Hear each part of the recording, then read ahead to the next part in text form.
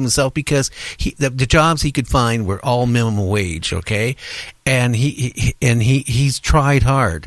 And, and people are ashamed, not just that, they're ashamed of what's going on in this country, and they know they can't really do anything as an individual. Yeah, again, there is.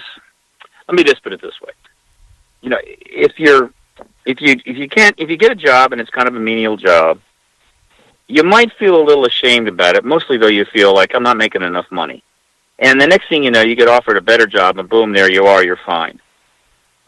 Shame-based is beyond that. It is when you've inculcated this sense of unworthiness virtually into your being, and you develop what is called a hole in the soul, and that hole in the soul you keep trying to fill up, and it's unfillable, and thus you can go into endless cycles of addiction and so forth. This is deep, serious stuff, and so what I'm saying is that just being unhappy because you haven't had the jobs you wanted is not the kind of thing that can drive you into massive addictive behavior. So I'm talking about something deeper and more fundamental. So. And let me put the point on this. All right, it's one thing to have some problems finding a job that you want, which with a little guidance and a little help you can fix. But if you're an American citizen and you're intelligent and you're paying attention, and you watch your country bomb another country for 12 years, 13 years. Drop more bombs on that country than were dropped in all of World War II by all of the combatants combined, defoliate the trees, pollute the water, and kill hundreds and hundreds of thousands of women and children. And that's your country doing it. You feel ashamed for your country. Now, that doesn't mean that you're shame-based, but I'll tell you, it doesn't help. And that goes on long enough, and then the country, in a collective sense, starts to feel ashamed. So I'm talking about two things. That a nation can kind of become shame-based in the collective, but then you have individuals that become shame-based for a whole bunch of reasons, which tend to escalate if dysfunction develops. In other words, a shame-based country becomes dysfunctional, things don't go well, then you get people get upset, they get angry, divorces go up, people are abandoned, whatever, and this creates shame-based people. Shame-based people are not going to be as effective as citizens, and so the whole thing is kind of a downward spiral. And people say, well, this sounds crazy, Steve. Well, let me tell you, if you think that's crazy, then come explain to me our obesity rates in this country. Come to explain to me the opioid crisis, right? The massive drug dependencies. How is this happening in this country? Obviously, something is really, really wrong here because people don't. I don't know anybody that gets up in the morning and says, I'm not an addict, but God damn, I'd like to be one. I want to become one as soon as possible. No. We got major problems, and I've been around the world. I've been to a lot of countries, at least 20, and I can tell you that good people, good, caring people, are worried about us. You get into a discussion with them, and you don't come at them with some American superiority thing. You just talk frankly, and they say, "We're worried about you. It's awful what's happening to the people themselves." And the unnecessary suffering in a nation so great. Look, the world is not easy. The world is tough. In Yemen right now, well, not in the past, in the recent past, and what would be the recent near future, several million people are starving to death or are going to starve to death, including 1 million plus children. Millions of people are starving to death. We don't talk about it because it's politically not cool to talk about it. But it's being that starvation and this suffering in Yemen, which is just off the scale, is being driven by one of our closest allies, the Saudi Arabia. I'm ashamed about that, but most people don't even know about it because the hurricane, the political hurricane, shuts everything out. Now that's suffering, right? But that's just pure suffering. That's pain and death. That's not the same thing as a population.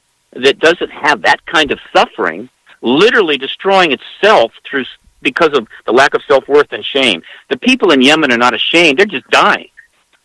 Right? Now, I don't know what's worse: being in a situation like that and just starving to death, or slowly, coming apart at the seams and becoming a self-destructive person and dysfunctional. I don't know what's worse, but obviously we're not Yemen.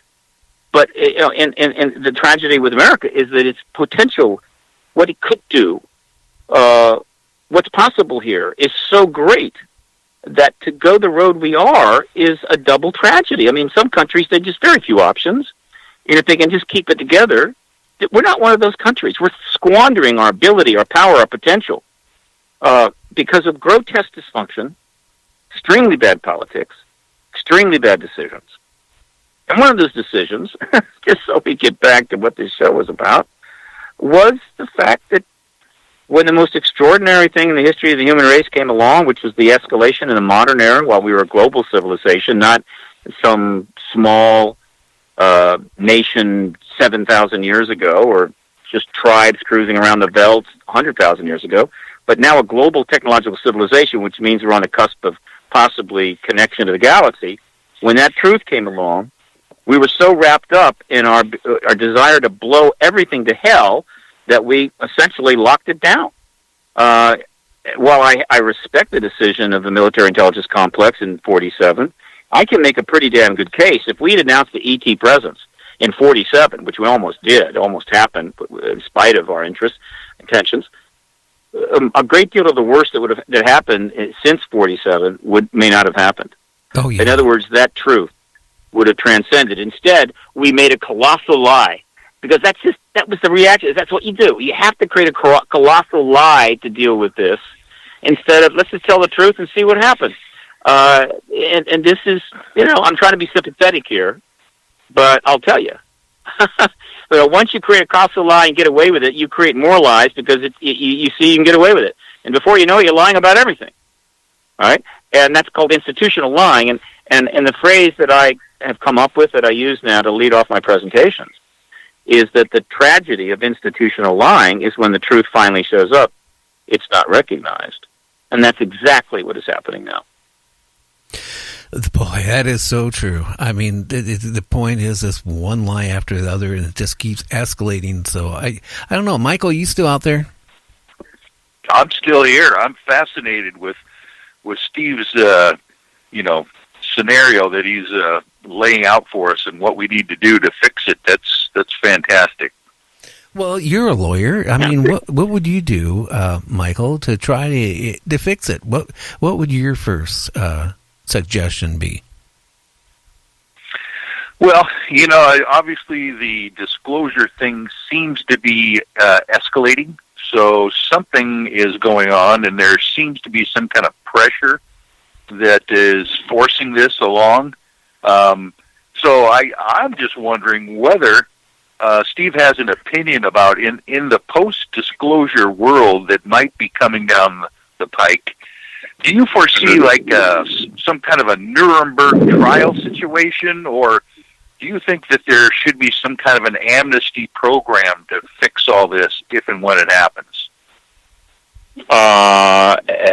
Very prescient of you. I have stated this many times. I'll state it again here. The last thing we want to do is litigate this for the rest of the century. This history is complex, and it's this is history at a level that you almost cannot litigate it. And so, essentially, I'm going to support immediately. I mean, I'll come right out publicly immediately after disclosure and say, okay, we need to set up an amnesty program as quickly as possible. An amnesty program is primarily along the lines that if you come forward to speak as part of the post-disclosure process, that you're not going to have legal repercussions in that sense. You're going to if you make a mistake and you say something you shouldn't, get out ahead of your skis, that this amnesty program will help to ensure that you're not going to lose your life. You're not. I say your life's work, your career, what have you. But then there's also Truth and Reconciliation, and of course I'm going to support that as well. That is different. Truth and Reconciliation program would be for people who were involved in. Again, I'm referring now to the disclosure issue, the truth embargo. Obviously, you could apply this to a whole bunch of stuff, and maybe it would be. Maybe it would expand. But I'll be speaking primarily in the context of the truth embargo and its end. That people who actually committed crimes in service to the truth embargo under the national security rubric, if they come forward and tell to the appropriate body, council, everything that happened, what their involvement was, and so forth, that they would be reconciled back to society. They would not be punished, and they would actually be reconciled and not shamed, and could continue to function in some appropriate way.